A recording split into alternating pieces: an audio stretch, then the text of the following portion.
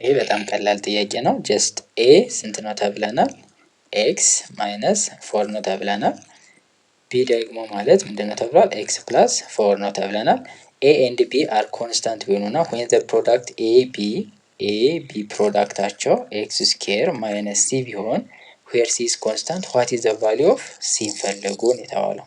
ይሄ በጣም ቀላል ነው። ኤ ታይምስ ቢ ማለት ኤ ኤክስ ማይነስ 4 ነው። ይሄ ኤክስ ፕላስ 4 ነው። ያ ማለት ኤክስ ማይነስ 4 ኢንቱ ኤክስ ፕላስ 4 የሚለውን እንሰራለን ማለት ነው። ይህን ስንሰራ ምንድን ነው የሚሆነው? ኤክስ ስኬር ማይነስ 16 ይሆናል ማለት ነው።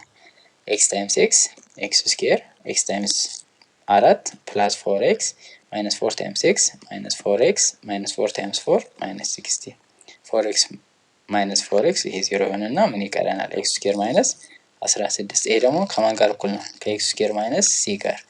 ስለዚህ ኤክስ ስኬር አለ ሲ ከማን ጋር እኩል ነው ማለት ነው? 16። ስለዚህ ሲ እኩል ነው ስንት ይመጣላችኋል ማለት ነው? 16 ይሆናል ማለት ነው መልሱ።